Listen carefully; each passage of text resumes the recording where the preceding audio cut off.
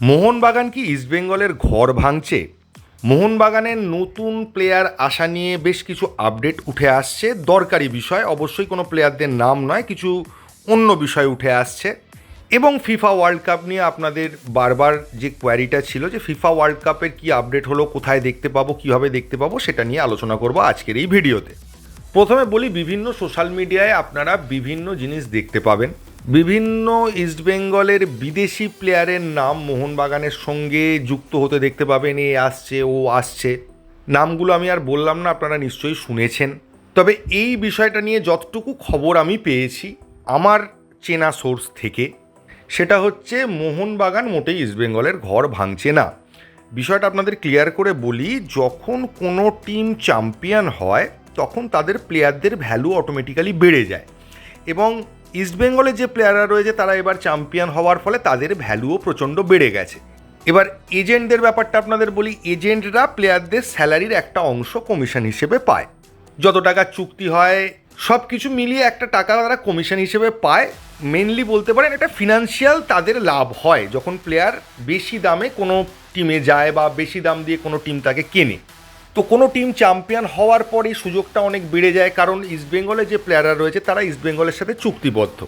তো ফলে তাদের স্যালারি দুম করে ইস্টবেঙ্গল বাড়িয়ে দেবে না, আগে থেকে চুক্তি করা আছে। কিন্তু তারা যদি কোনোভাবে অন্য ক্লাবে যেতে পারে বা অন্য ক্লাব যদি তাদেরকে ট্রান্সফার ফি দিয়ে নিয়ে যায়, তাহলে তাদের স্যালারি বাড়বে, তাদেরও যেমন ইনকাম হবে সেভাবে এজেন্টদেরও ইনকাম হবে। তো সেই কারণে ইস্টবেঙ্গলের বেশ কিছু বিদেশি প্লেয়ারের এজেন্টরা মোহনবাগান ম্যানেজমেন্টের সাথে যোগাযোগ করেছে, ব্যাস এইটুকুনি। কোনো ইস্টবেঙ্গল প্লেয়ারকে মোহনবাগান ঘর ভেঙে নিয়ে আসছে বা ভেতরে ভেতরে সব কিছু করে ফেলছে, এই বিষয়টা কিন্তু এখনও হয়নি। এখন প্লেয়ারটাকে মোহনবাগানের দরকার হলে যদি তাদের ট্রান্সফার ফি ঠিকঠাক মনে হয় মোহনবাগান নিলেও নিতে পারে, কিন্তু তার চান্স আমি এখনও বলছি সেরকম তৈরি হয়নি। কিন্তু তবে এটা নিয়েই বলি যে মোহনবাগানের প্লেয়ার ট্রান্সফার নিয়ে একটা আপডেট আমি পেয়েছি, সেটা হচ্ছে সম্ভবত মোহনবাগানের কোচ চেঞ্জ হতে চলেছে। আপনারা অনেকেই কমেন্টে লিখেছেন এটা কনফার্ম হয়ে গেছে, হয়তো হয়ে গেছে, কিন্তু আমিও যেখান থেকে খবর পাই সেখান থেকে কনফার্ম নিউজ না হলে তারা কখনোই বলে না। যখন সেটা পাবলিশড হয় তখন তারা বলে যে আপনি তো দেখেই নিয়েছেন, আর আলাদা করে জিজ্ঞেস করার দরকার কী আছে। কিন্তু তার আগে সেইভাবে কনফার্ম খবরটা আমার কাছে অন্তত আসে না।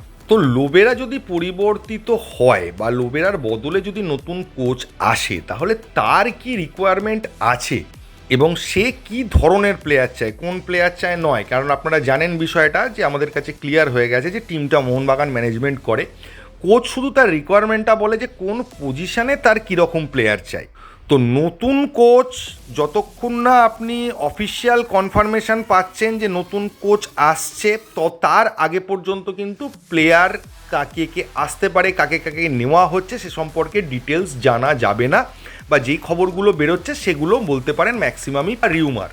আমি যেখান থেকে খবর পেয়েছি, আমি বলছি না সেটা 100% ঠিক, তবে সেখান থেকে আমি কোনোদিন ভুল ইনফরমেশান পাইনি। এখন সোশ্যাল মিডিয়ায় যারা বলছে তারা হয়তো একদম মোহনবাগান ম্যানেজমেন্টের কাছ থেকে খবর পায়, মোহনবাগান ম্যানেজমেন্টের কেউ তাদেরকে ডিটেল জানায়, সেখান থেকে তারা ঠিকও বলতে পারে। তবে আমার এখান থেকে আজ পর্যন্ত আমি কোনো ভুলভাল খবর দিইনি, তাই জন্যই আমি আগ বাড়িয়ে কোনো খবর পেলে সেটা কনফার্মেশন না হলে আমি দিতে যাই না।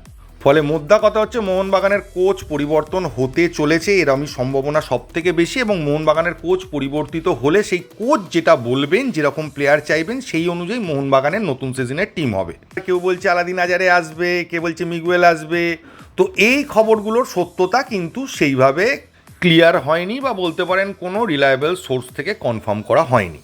এখন এটা হতে পারে যে ভেতরে ভেতরে কোচ ঠিক হয়ে গেছে, তার সঙ্গে কথাবার্তা হয়ে গেছে এবং ম্যানেজমেন্টকে নতুন কোচ বলে দিয়েছেন তার রিকোয়ারমেন্ট কি, সেই অনুযায়ী ম্যানেজমেন্ট টিম করছে, এটা হতেই পারে। কিন্তু এত ইন্টারনাল লেভেলে আনঅফিসিয়াল খবর আমার কাছে নেই, যারা দিচ্ছে হয়তো তাদের কাছে আছে। আমি সমর্থকদের বলবো যে কোচের নামটা ফাইনাল হওয়া পর্যন্ত একটু ওয়েট করে যান। আর ফিফা ওয়ার্ল্ড কাপ নিয়ে আপনারা বারবার আমাকে জিজ্ঞেস করেছিলেন যে ফিফা ওয়ার্ল্ড কাপ কোথায় কিভাবে টিভিতে দেখব। দেখুন, এখনও সিচুয়েশান সেই জায়গায় দাঁড়িয়ে আছে। দূরদর্শনে দেখানোর একটা কথা চলছে, কিন্তু সেটা কোয়ার্টার ফাইনাল, সেমিফাইনাল, ফাইনাল, পুরো গ্রুপ লিগের ম্যাচ আমার মনে হয় না দূরদর্শনে দেখানো সম্ভব। জি একটা চেষ্টা চালাচ্ছে, যদি তারা এই সত্যটা কিনতে পারে, অ্যাকচুয়ালি সত্যটার জন্য যে টাকাটা রাখা হয়েছে সেই টাকা ইনভেস্ট করে ইন্ডিয়াতে যে টাইমে ওয়ার্ল্ড কাপ দেখানো হবে তাতে প্রফিট সেইভাবে তুলতে পারবে কি না এইটা নিয়ে ইন্ডিয়ান ব্রডকাস্টারদের একটা সন্দেহ আছে। সেই কারণের জন্যই তারা কিন্তু ফিফার দেওয়া যে বিডের অ্যামাউন্টটা সেইটাতে তারা অ্যাকসেপ্ট করতে পারছে না, তারা নেগোসিয়েশন করতে চাইছে। তো এখনও চেষ্টা যেহেতু চলছে, তো আর কিছুদিন ওয়েট করে দেখা যাক যে কিছু ফ্রুটফুল বেরোয় কি না। আর যদি না বেরোয় তাহলে তো অগত্যা ওই দূরদর্শনে যে কটা খেলা দেখাবে সে কটাই আপনি দেখতে পাবেন, আর বাকিগুলো ওই লিঙ্ক জোগাড় করে আপনাকে দেখতে হবে। তো এই ছিল মোটামুটি মোহনবাগান রিলেটেড খবর। এছাড়া আর সেরকম কোনো উল্লেখযোগ্য খবর নেই। যদি কোনো খবর এর মধ্যে আসে তো অবশ্যই আপনাদের জানাবো। তো এই ভিডিওতে এইটুকুই। থ্যাংক ইউ, ধন্যবাদ এবং জয় মোহনবাগান।